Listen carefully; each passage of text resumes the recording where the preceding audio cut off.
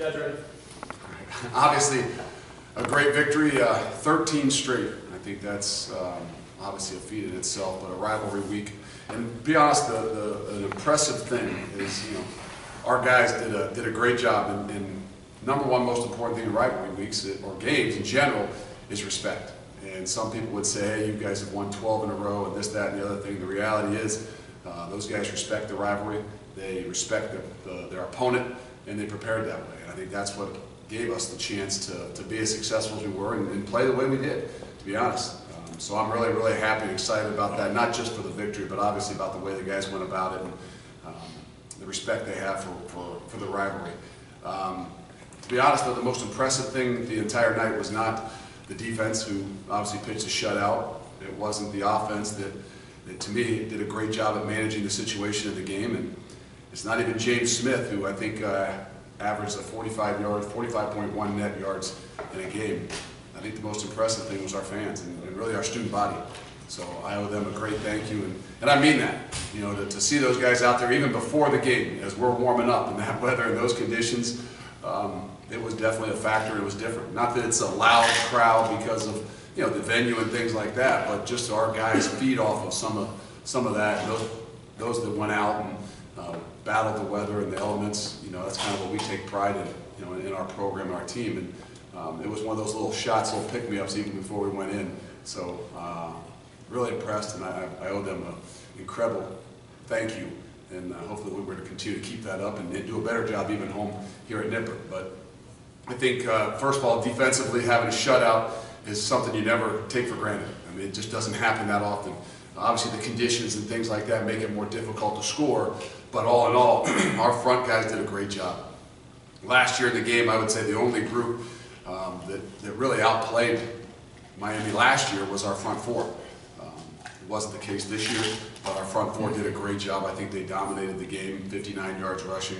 Cortez Broughton ended up being our defensive player of the game and just is really making a lot more plays. And I don't just mean he's got ability, but effort plays is what I think he's taken his game to the next level, and some of those screen passes and things he ran down.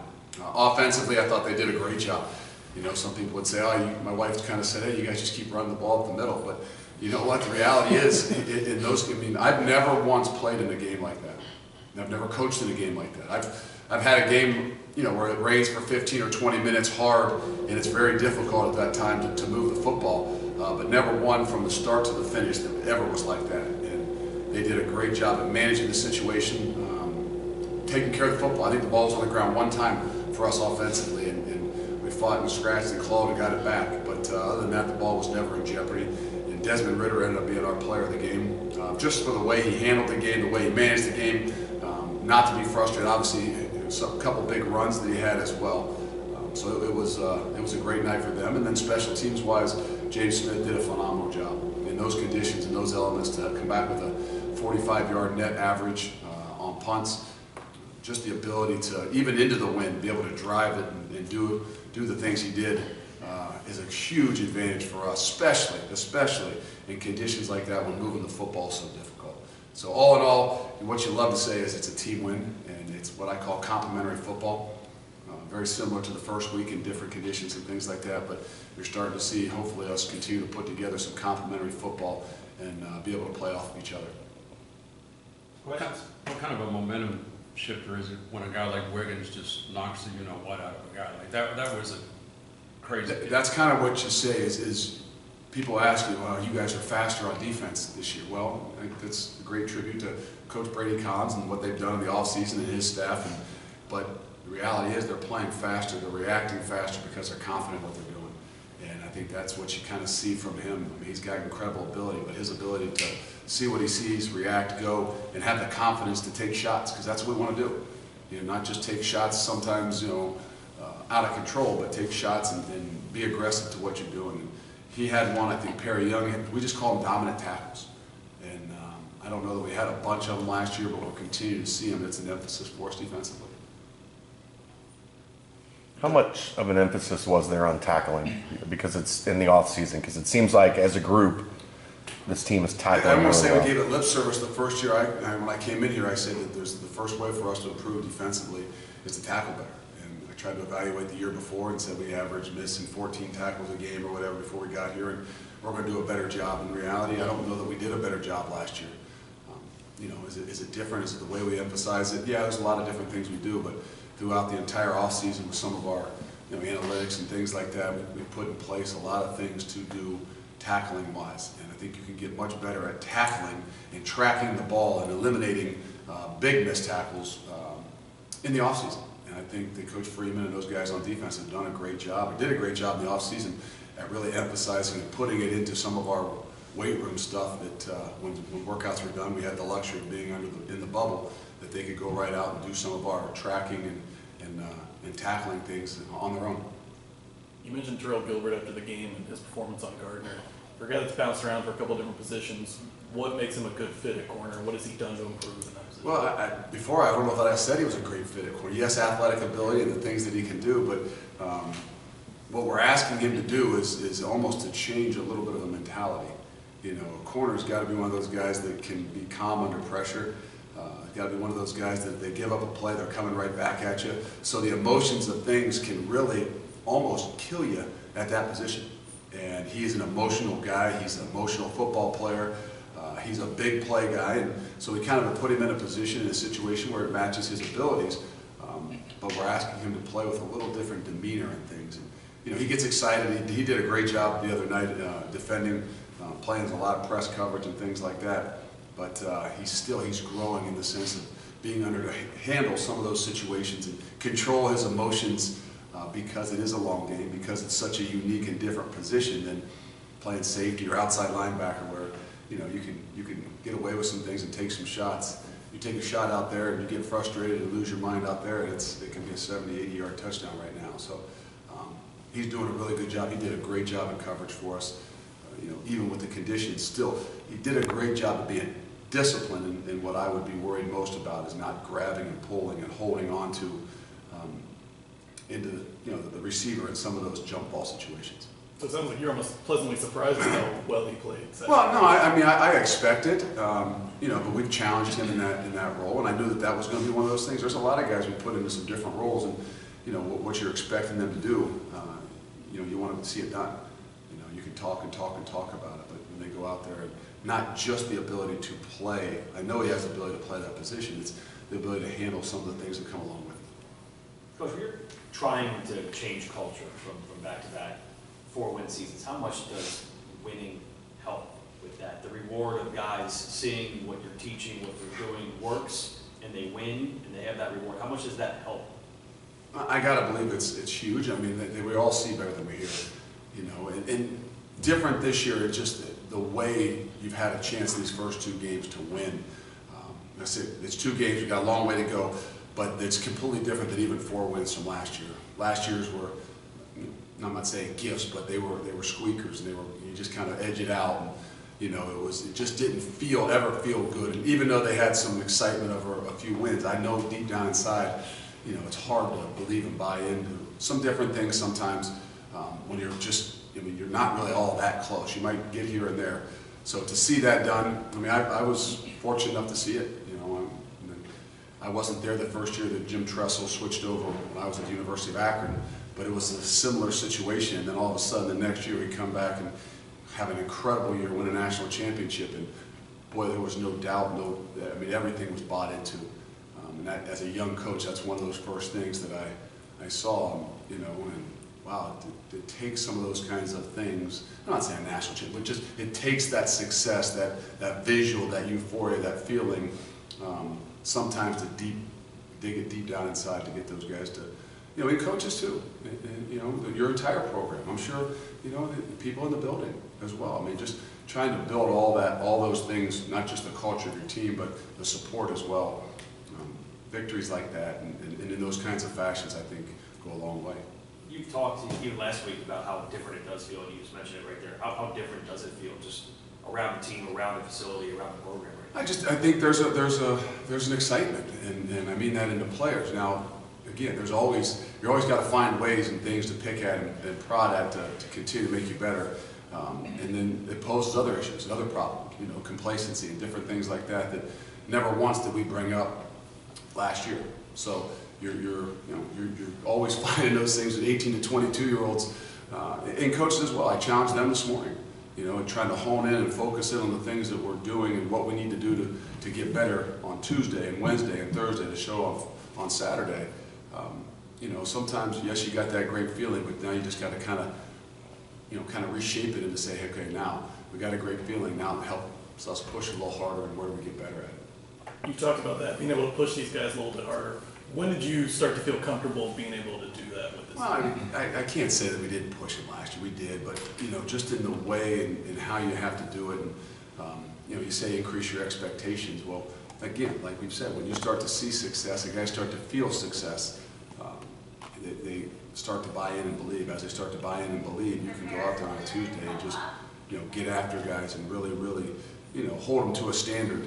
Because they've got a good feeling. You come in on Sunday, and it's a lot easier for us to pull up the 3 penalties we had on special teams and make a huge emphasis and point.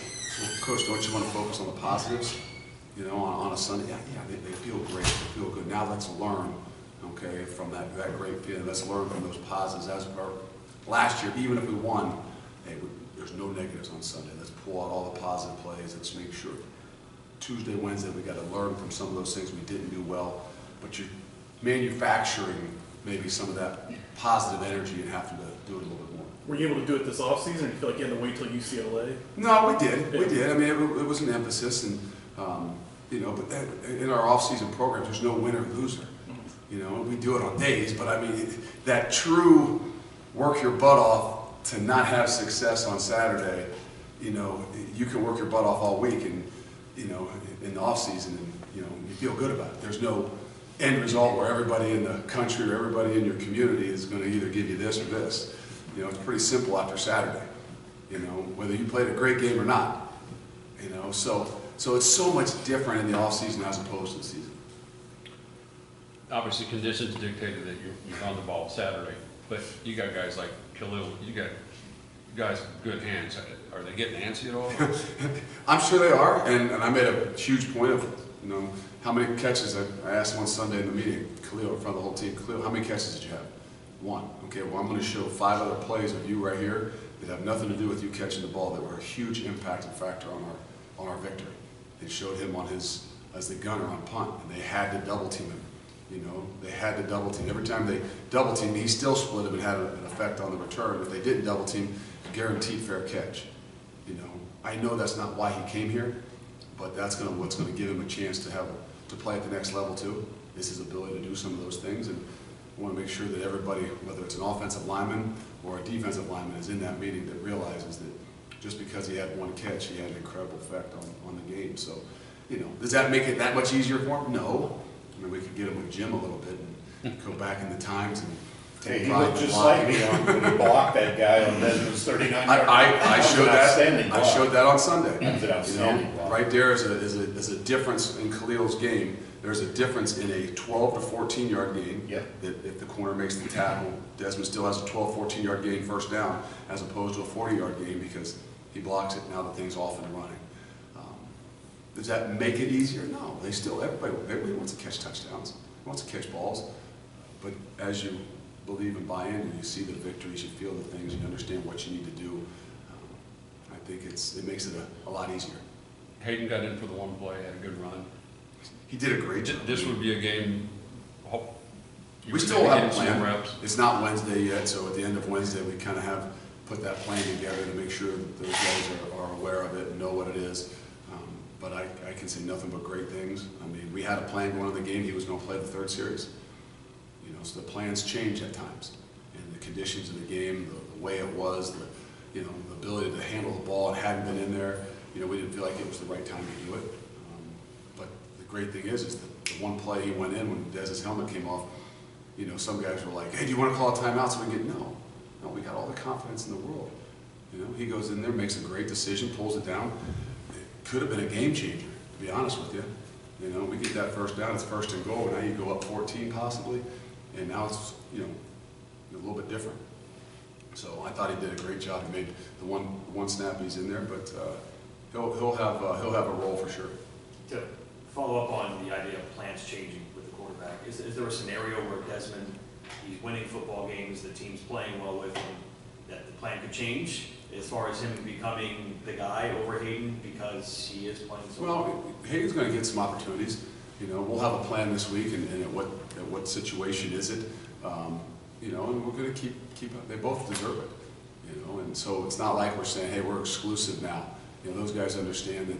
You know, their relationship and how they do things, and you know, you're 2 games into the season. I mean, there's not many years you're going to go through and only play with one quarterback.